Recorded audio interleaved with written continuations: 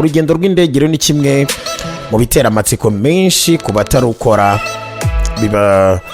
bibaza kenshi uko ruba ruteye, by'umwihariko ku munsi wa mbere birumvikana biba ari neza neza iyo rwakozwe rugambiriwe, ariko burya ngo hari ibiba bigombwa kwitabwaho ku mugenzi utarumenyereye.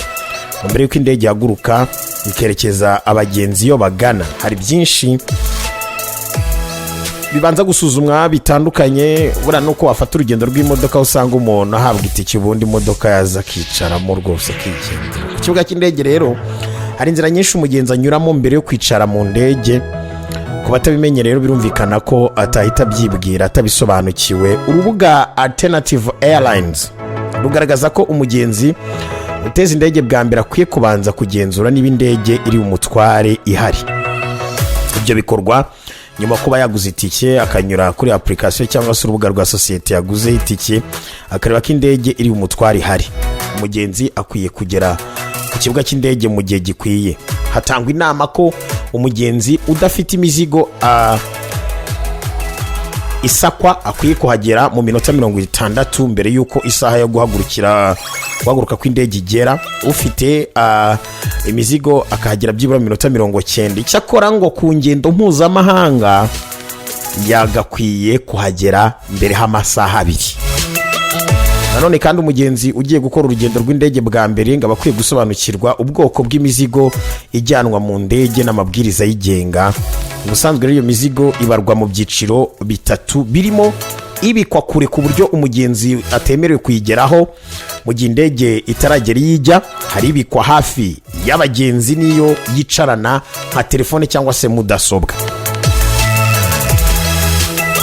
Ku mizigo minini ugiye gukora urugendo rw'indege bwa mbere akwiye kwitwaza itaremereye cyane kugira ngo atishyuzwa amafaranga yayo ku ruhande. Ugiye n'indege bwa mbere kandi gakwiye gukora ibishoboka byose ku buryo umuzigo we bimworohera kuwumenya. Aha yazirikaho nk'umushumi cyangwa se umukandara w'ibara runaka, bityo kuwubona mu yindi ntibimugore cyangwa ngo abe yanawutakaza. Niba ugiye mu ndege bwa mbere ngo ni byiza kugenda ugenzura urugendo rwayo ko rujyanye n'uko byari byitezwe mbere yo guhaguruka. Aha ugenda ureba nk'ibibuga by'indege uri bunyureho n'igihe iri bukoreshe, cyangwa se ko bihuye byanditse ku itike cyangwa se bitanyuranyije n'ibya mbere nyine mbere y'uko ugiye guhaguruka. Urugendo rw'indege runasaba kugenzura niba ibyangombwa birimo indangamuntu, pasiporo, visa na kode y'itike waguze byose wabyitwaje, kuko kwibagirwa kimwe muri ibyo bishobora gutuma wangirwa kwinjira mu ndege cyangwa se kwakirwa mu gihugu ugiyemo. Ibindi rero bikwiye kwitabwaho harimo kugura ubwishingizi bw'urugendo kugira ngo nk'indege nigira ikibazo, umuzigo wawe nubura cyangwa se ugakenera ubuvuzi byitabweho ugobokwe. Mu guhitamo rero aho wicara niba ugiye mu ndege bwa mbere, hano batanga inama ko ukwiye kujya gushaka umwanya wo kwicaramo kubereye mbere y'uko indege ihaguruka. nk'uko ubu yenda niba ukunda gusinzira cyangwa se ukwiye kwegera nk'idirishya, cyangwa se niba ukunda kujya mu bwiherero ukaba uri ahantu nyine byakoroha. Rero hari ibikoresho bishobora no kugufasha kumera neza mu rugendo rw'indege. Ibyo ni nk'umusego, uburingiti, amayekuteri n'ibindi byose wumva byagufasha kutanabirwa n'urugendo. Ibyo rero bizanagendana no kwitwaza umuziki ushobora kumva, filime cyangwa se igitabo ushobora kugenda wisomera ukabitegura mbere, kuko inyinshi mu ndege nk'uko twabibonye nta wifi zigira ku buryo wabirebera kuri internet. Ni ngombwa kandi kuba umugenzi yashaka amakuru ajyanye n'ikirere cy'aho urugendo rwe rwerekeza kugira ngo amenye niba yitwaza nk'imyenda imurinda imbeho mu gihe hakonja, cyangwa se niba yambara imyenda yoroheje mu gihe hashyuha cyane. Tuvuga urugero nk'ubu ngubu ugiye kujya i Burayi, ubu harakonje no mu bihugu bigana kuri North Pole hose rwose harakonje. Ibaze rero turutse twe muri iki gihe nibwo tuvuga mu Rwanda ngo harakonje, ukagenda rwose yambariye bisanzwe wajya kururuka mu ndege ubukonje buri munsi ya 0 bukagukubita. Ni byiza rero kumenya aya makuru kugira ngo umenye uko witwara, cyangwa se niba uturutse nk'ahantu nk'aha hacu haherehereye ugenda mu bihugu nka za Leta Zunze z'Abarabu, bya bihugu bishyuha nyine, ukamenya uko ugenda nyine witwaye. Ibi byose rero bitegura hakiri kare cyane. Nk'ibintu rero utamenyereye, urugendo rw'indege rushobora kugutera ubwoba. Iyo bigenze bityo rero ubwo niko abandi bagiyeyo bwa mbere, biba byiza kubanza ukaganiriza muganga ku bwoba ufite bw'indege. Ibuka kandi kuvunjisha amafaranga mbere yo kujya mu ndege ikwerekeza imahanga, kugira ngo nugerayo ubone ayo ukoresha. Gusa biranoroshye, ushobora kugenda ukaba wabikuza amafaranga ukoresheje ikarita mpuzamahanga, ahantu ugiye bakaguha mu mafaranga yo muri icyo gihugu. Ariko urumva nyine ntabwo wabura kugira utwo witwaza nyine, cyane ko buriya hari n'umubare wa ntarengwa wo kwambukana ikibuga cy'indege amafaranga runaka. Ibindi rero bijyanye n'amakenga yo ko wakwitwara mu ndege, kwambara umukandara n'ibindi byose bigenda bisobanurwa neza n'ababishinzwe,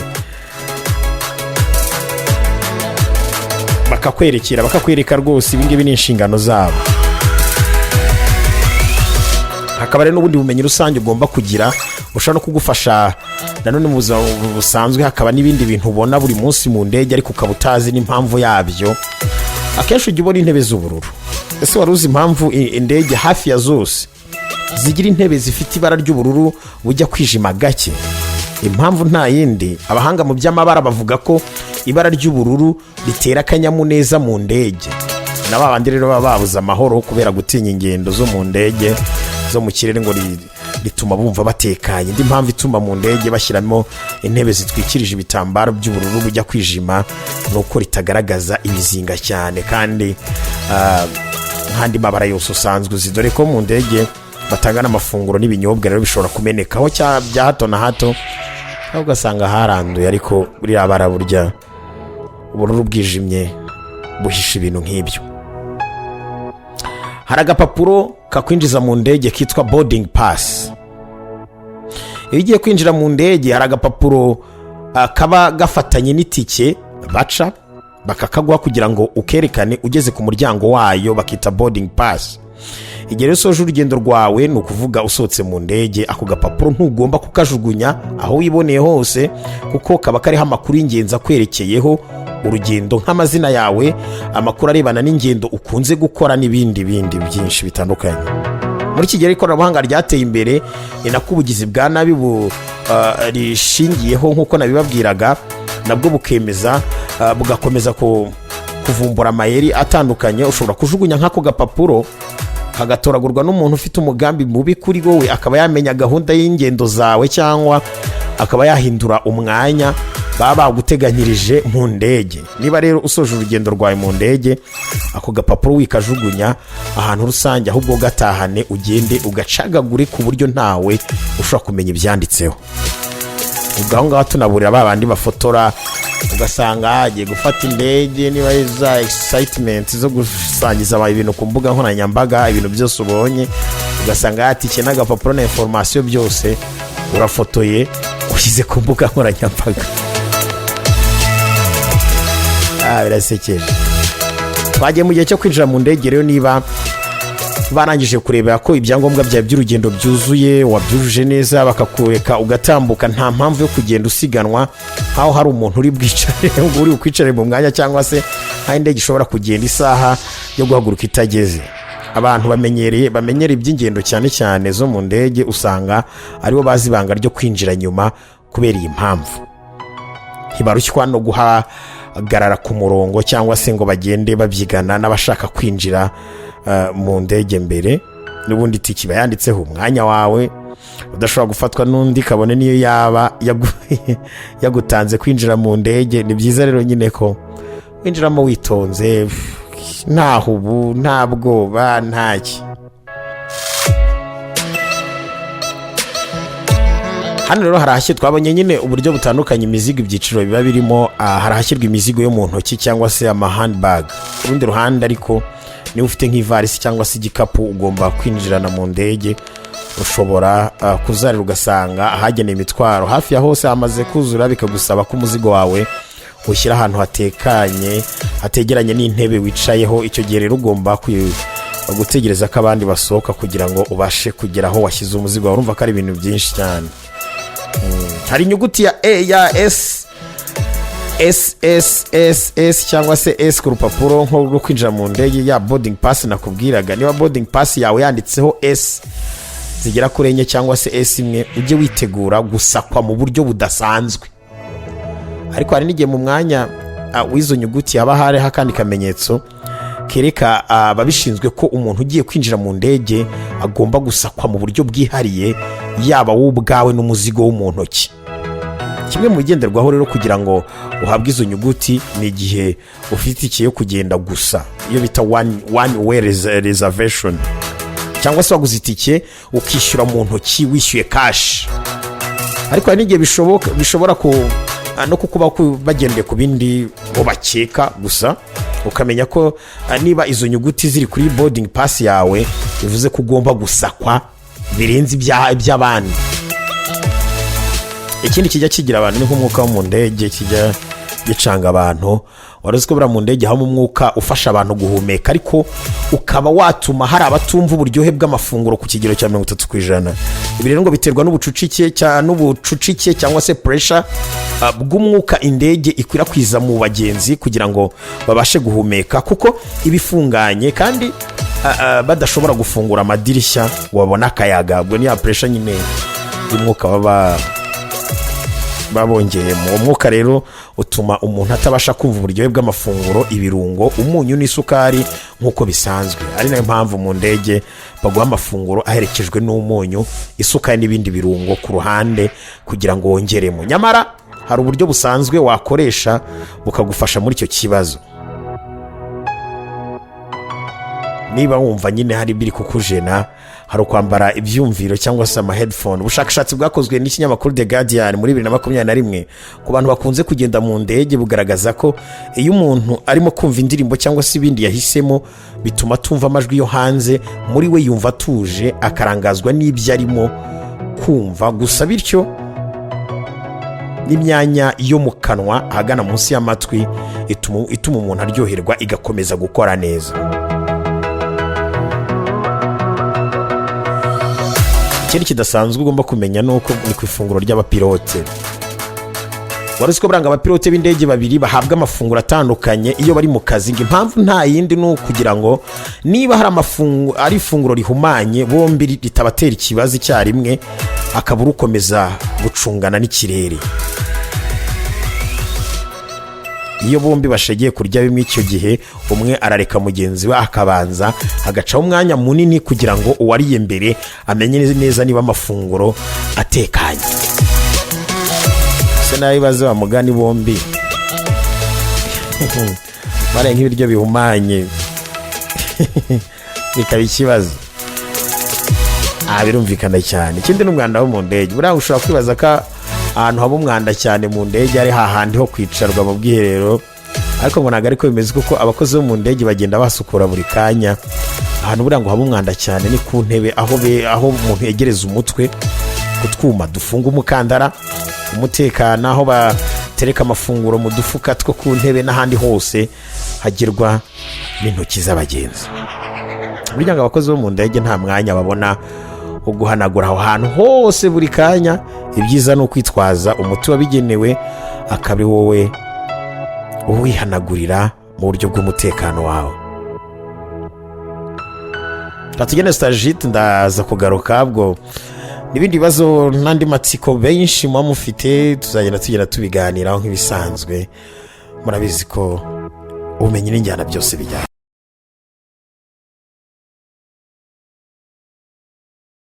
Benshi cyane bagenda batwereka ko turi kumwe hano ku Isango Star hamwe na Guta kuri 91.5 FM, 105.5 kuri FM kwa mu majyaruguru y'igihugu ndetse n'iburengerazuba. Hano hari ubushakashatsi bumaze iminsi bugiye hanze ni bugaragaza impamvu 5 urubyiruko rw'u Rwanda rukoresha imboga nkoranyambaga kuba rwibasiwe n'agahinda gakabije. Ubushakashatsi bwerekana ko byibura 43.3% by'urubyiruko rukoresha cyane imbuga nkoranyambaga bafite indwara y'agahinda gakabije, mu gihe abandi 37.7% bafite indwara y'ubwoba. Twajyaga twumva cyangwa se tubabwira ubushakashatsi bwakorewe mu bindi bihugu, ubwo n'ubwa hano iwacu mu Rwanda. ubushakashatsi bwakozwe n'inzobere mu by'imitekerereze bwerekanye ko urubyiruko 43.3% bakoresha imbuga nkoranyambaga mu Rwanda rufite ibibazo nakubwiye. Ubu bushakashatsi bwatewe n'inkunga n'umuryango wigenga w'Abongereza uharanira kurwanya jenoside ku isi Aegis Trust, bukaba bwari bugamije gusuzuma ingaruka urubyiruko rwo mu Rwanda rukoresha imbuga nkoranyambaga ruhura nazo. Ubushakashatsi bwakozwe kuva muri Kanama 2023 kugera muri Mutarama ya 2024, bukorerwa ku bantu 106 bari mu kigero cy'imyaka hagati ya 18 na 30 bo mu karemo turere dutandukanye harimo Nyarugenge ndetse na Huye. Ubushakashatsi buhamya mu mibare ko umubare munini w'urubyiruko rukoresha imbuga nkoranyambaga mu Rwanda bafite indwara y'agahinda gakabije, abandi bafite indwara y'ubwoba, hari n'abandi bahuye n'abaganga b'indwara zo mu mutwe. Ku mbuga nkoranyambaga kuba ari zo musingi w'iterambere ku isi yose ya none, zikaba zikomeje gutera ibibazo. Tuzabana nazo gute? Ni ikibazo ushobora kwibaza. Hari impamvu rero nyinshi zitera agahinda gakabije mu rubyiruko rukoresha imbuga nkoranyambaga umunsi ku wundi, harimo gushaka kugerageza kugera ku gasongero vuba, gushaka gutera imbere no gukira vuba, ndetse no kwigereranya n'abandi. Aho ni mu Rwanda utagira ngo ni muri rusange ndi kuvuga. Hano rero hari impamvu 5 nyamukuru zigaragaza ko urubyiruko rwinshi rwabaswe cyangwa se rufite ikibazo cy'indwara y'agahinda gakabije. Cyambere, imbuga nkoranyambaga kenshi zerekana imibereho y'abantu itandukanye n'ukuri k'ubuzima babayemo, bityo rero bigatuma abazikoresha bahora bagereranya imibereho yabo niyo babona. Ibi rero bituma bumva ko hari ubuzima bwiza bagakwiye kuba barimo ariko bakaba batabubayemo.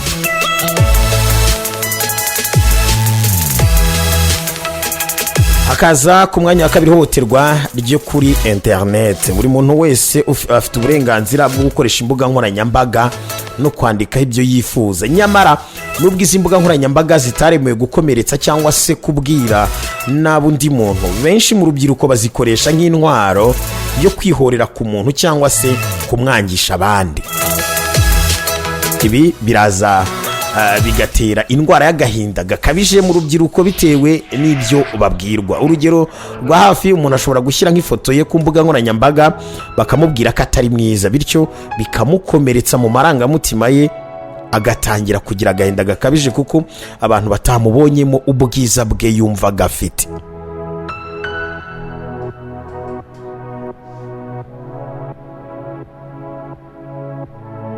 Hakaza kwisanisha ibirori byiza cyangwa se ahantu heza umuntu yageze, afata agafoto ko kwerekana ibihe byiza yagize, hanyuma agasangiza abakoresha imbuga nkoranyambaga. Benshi mu rubyiruko bageze muri cya gihe cyo kwemezanya no gukurura abantu ngo bamwiteho, bageze muri bihe usanga bagira agahinda kuko mugenzi wabo yageze aho hantu bo batari bagera, cyangwa se ko basohokeye ahantu we atari yagera. Abigoye pe. Ibi rero ngo bitera agahinda, bikagutera agahinda ukumva ko byatangiye gucika, batangiye gucika amazi muri za nshuti zawe, ko ntacyo umaze. Ibyo bikaza kuba isoko y'agahinda gakabije mu rubyiruko. Kuba imbata y'imbuga nkoranyambaga nabyo ubwabyo ku rubyiruko ruharaye cyangwa se rukunda gukoresha imbuga nkoranyambaga, akenshi imbata y'izo mbuga nkoranyambaga mu gihe baba ari nta buryo bazibyazamo umusaruro, bagatangira kubona inshuti zabo zateye imbere, bityo bagatangira kwigereranya nabo, kwibaza impamvu bo batateye imbere. Ibyo byose bikabatera indwara y'agahinda gakabije.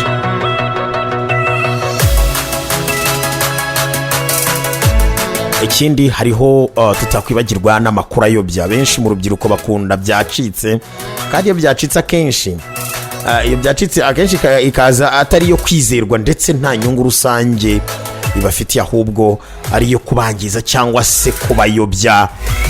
Akenshi rero iyo byacitse yije, benshi batangira guhangayika, bakagira ubwoba bw'ejo hazaza, bagacika intege, bigatuma basubira inyuma mu mbaraga z'amarangamutima yabo, hanyuma bagatangira gufatwa na ya ndwara y'agahinda gakabije. Ikindi twakongeraho kijyana n'ibyo ngibyo ni ugushaka gushimwa, kandi n'ubusanzwe turabizi ko nta muntu ushimwa na bose. Buri gikorwa benshi mu rubyiruko bakoze baba bifuza gushimwa no kuratwa imbere y'abandi bose. Ibyo rero iyo batabibonye, urumva batangira kwibwira ko bakoze inshingano zabo nabi, cyangwa se bagatangira kwigereranya n'abashimwe, kandi akenshi usanga ibyo bakora bitandukanye, cyangwa se hari ubundi buryo bikorwamo bitandukanye n'abandi. Nyamara nubwo uko imbuga nkoranyambaga zikomeza gusakara mu rubyiruko ni byiza, ariko urubyiruko rukwiye kumenya ko izo mbuga nkoranyambaga zikoreshwa ndetse n'uko bazibyaza umusaruro, kuruta kureba ibitubaka cyangwa se ibidafite akamaro mu iterambere ryabo. Akenshi uzumva benshi mu rubyiruko bavuga ngo twe turi sad generation, bivuze ngo urungano rwababaye, bumvikanisha ko aribo bantu ba mbere babayeho ubuzima bukomeye kurusha abandi bose babayeho mu isi. Impamvu ituma benshi bita sad generation ni uko bareba cyane aho ibibazo biri kuruta kureba gucukumbura aho ibisubizo biri. Nk'uko imbuga nkoranyambaga ziteza ibibazo, ni nako zihetse ibisubizo by'ibyo bibazo.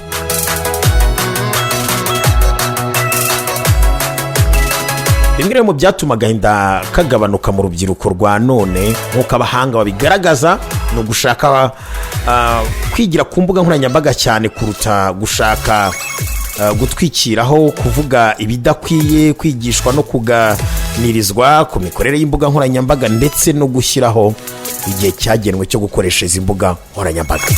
Kugeza amagingo aya, nk'uko nabikubwiye, 43% urubyiruko rukoresha imbuga nkoranyambaga mu Rwanda rwugarijwe n'agahinda gakabije n'izindi ndwara zijyanye n'imitekerereze. Ingamba rero no kwirinda izi ndwara kandi bigomba kugirwamo uruhare n'urubyiruko. Urubyiruko rumunkurikiye, ndabizi muri benshi cyane, mwumvise icyo gukora.